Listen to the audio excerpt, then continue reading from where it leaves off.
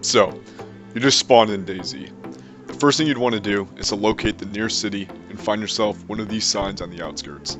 Here, you can translate these signs using the I Survived map on iOS or simply looking it up online. If you want to know how to easily find your friends, I suggest watching Sean K1's video, which I will link in the description below. After locating yourself, the first thing you should do is to find food and water. My personal way of obtaining food is by killing zombies. They have a chance of dropping food upon death, and you can even grab clothing items off of them for storage, such as backpacks. There are a few things you need to know about water when you find it. The best way to get hydrated is to locate a water pump, which can be found in most cities.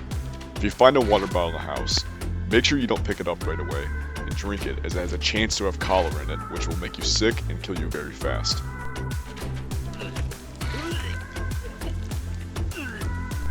There is a way you can cure this by taking a tetracycline pill that can be found in hospitals. In order to prevent this, I suggest that you empty the bottle as soon as you get it and fill it up at a water pump. Another great way to obtain food is by killing animals. You can find goats, sheep, cows, and other animals out in the wilderness, but you can easily find chickens roaming around in cities.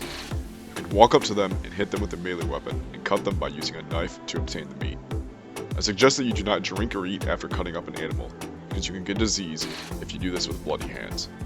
As I said previously, you can use tetracycline pills to cure diseases such as this one. You can also use bottled water or a water pump to wash the blood off of your hands. Once you obtain the meat, you will want to cook it by building a fire. You will need a knife or an axe in order to chop down trees and bushes to get sticks and firewood.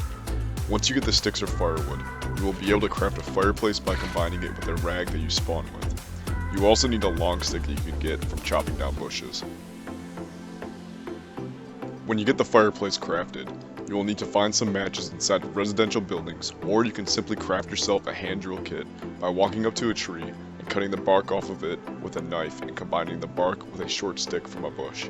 You will then combine a piece of meat with a long stick and then look at the fire. This will give you the option to cook the meat. Keep in mind that while you are cooking, you will only need to go through one cycle until the meat looks like this.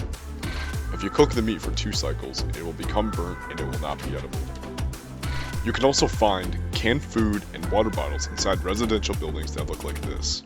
There are other items in the game that can be found inside these buildings, such as basic guns, clothing, and ammo. After establishing a good amount of food and water, you'll want to find a weapon that could be found in sheds like these. You can find a various amount of melee weapons such as lead pipes, axes, shovels, and crowbars. The next place you want to check out is the hospitals and clinics. These places will obviously spawn bandages and medicine of all sorts that will tell you in the description of what they are used for. Hopefully at this point, you're ready to head north and loot military bases. Military checkpoints and bases are the best places you can find high tier loot. You can locate these bases using the I Survived map that I suggested at the beginning of the video. These places will spawn loot such as high-powered rifles, automatics, military clothing, and plenty of ammunition. Be careful around these areas, as these are hot spots and you will most likely run into PvP. Now that you know the basics of the game, here are some other helpful tips and tricks that I use while playing. Before opening a can of food, you should try and find a can opener, as it spills 0% of the food compared to other items such as using a sledgehammer, which nearly spills half of the food. If it's raining in the game, you should occasionally dry out your clothes while inside, as it will eventually cause you to get cold over time and you will start to freeze and eventually die. To do this, simply drag the wet clothes into your hand and you will see the option to do so. If you find items that are either damaged or badly damaged, you can use duct tape to fix just about anything in the game to warrant condition. However, if the item is ruined, you cannot repair it. Some helmets within the game will muffle the sound of the player wearing the helmet. If you come in contact and wish to speak to someone, you will need to take it off.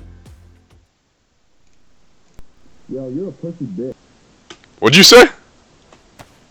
You said I had a serious itch. I think it's this rat. A bandage heals your wounds faster than a rag.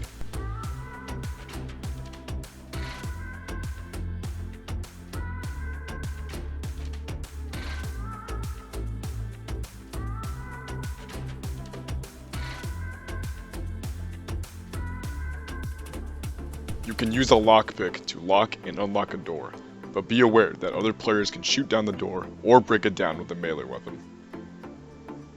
If you happen to take someone hostage, you can use rope, duct tape, handcuffs, and a metal wire to tie them up, but keep an eye on them because they can break free. I recommend that you do not slide down ladders without gloves on because it will cut up your hands. You should also keep an eye on the condition of your shoes because if they are ruined, they will also cut your feet up as if you weren't wearing any shoes at all. Thank you all for checking out this video. If you found it helpful, please leave a like, comment, and subscribe. Now on to my last and final tip, which is to trust nobody. Sorry, Ryan.